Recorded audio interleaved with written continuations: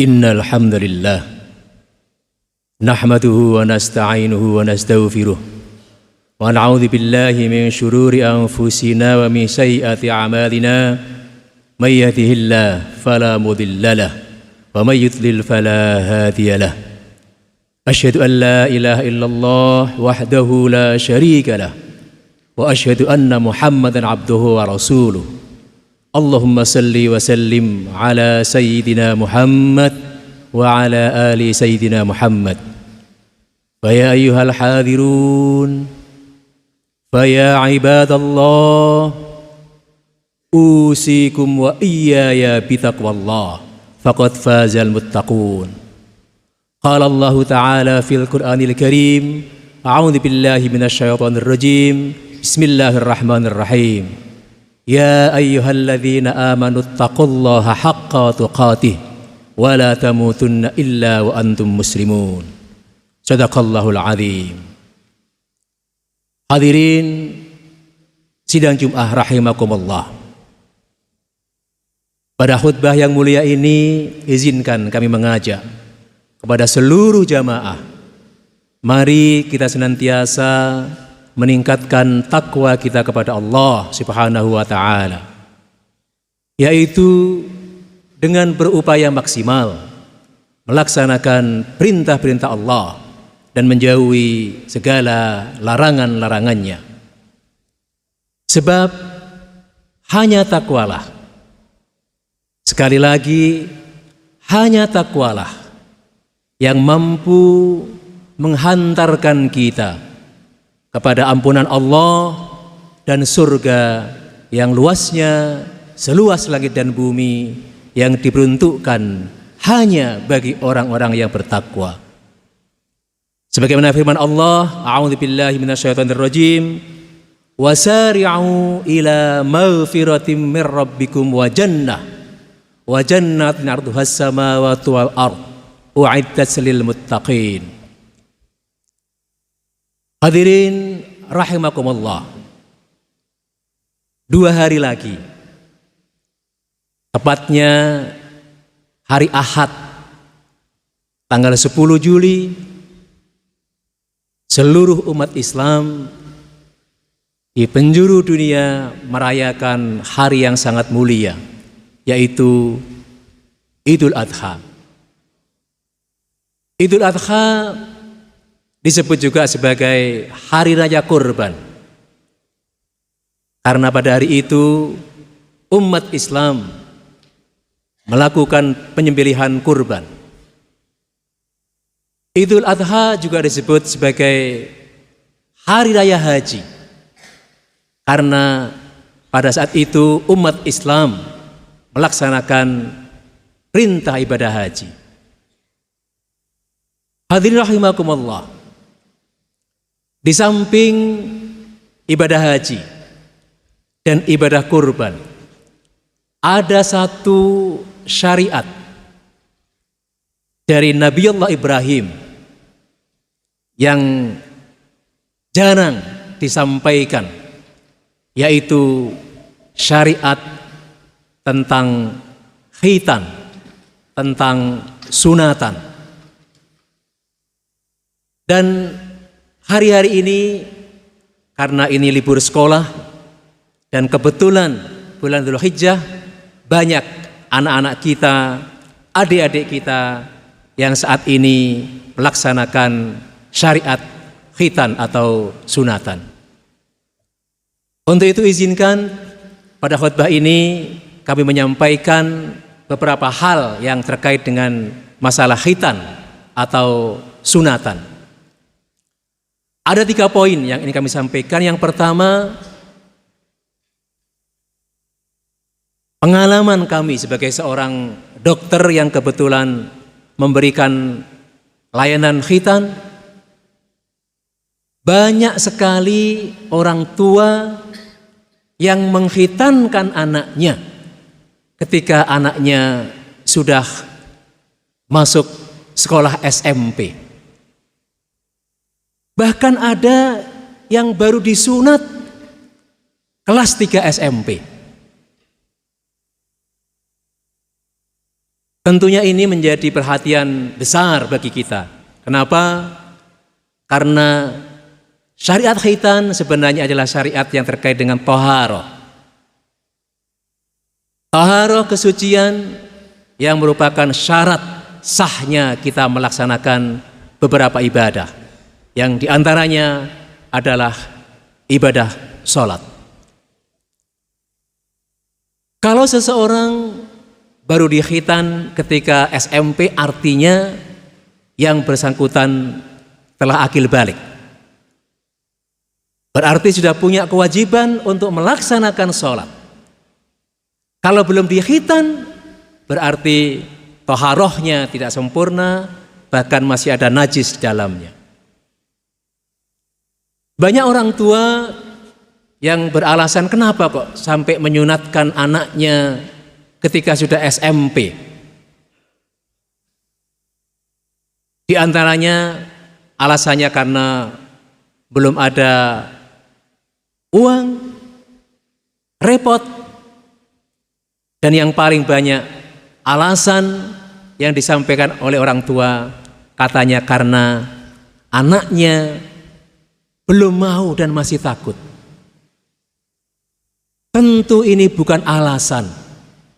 Karena ini mestinya menjadi tanggung jawab dari orang tua untuk menyadarkan bahwa khitan itu harusnya dilaksanakan sebelum anak memasuki usia akil balik.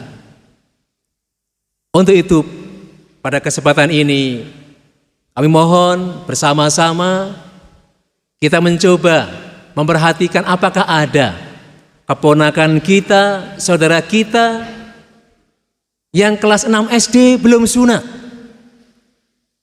Kalau belum sunat, tentu kita punya kewajiban untuk bisa menyampaikan.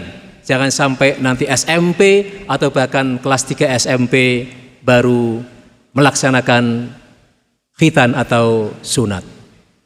Kalau ini terjadi, tentunya bukan dosa anak saja, yang utama adalah dosa dari orang tua. Yang kedua yang terkait dengan khitan. Saat ini banyak sekali musuh-musuh Islam, orang yang benci dengan Islam mencoba mempermasalahkan terkait dengan khitan. Katanya khitan atau sunatan itu melanggar hak asasi manusia, terutama hak anak. Karena khitan ini dilaksanakan pada anak yang belum bisa memilih apakah dia kepingin khitan apa tidak. Dan katanya khitan ini menjadikan beberapa kondisi yang kurang menguntungkan bagi si anak. Di antaranya ini para pejuang hak asasi manusia katanya, yang sebenarnya karena ketidaksukaan dengan Islam, jadi katanya khitan ini akan merusak alat kelamin dari si anak. Tentunya ini adalah alasan yang dibuat-buat dan alasan yang tidak bisa diterima. Bahkan ada satu organisasi hak asasi manusia yang benar-benar menyampaikan satu deklarasi, katanya khitan itu melanggar hak asasi anak.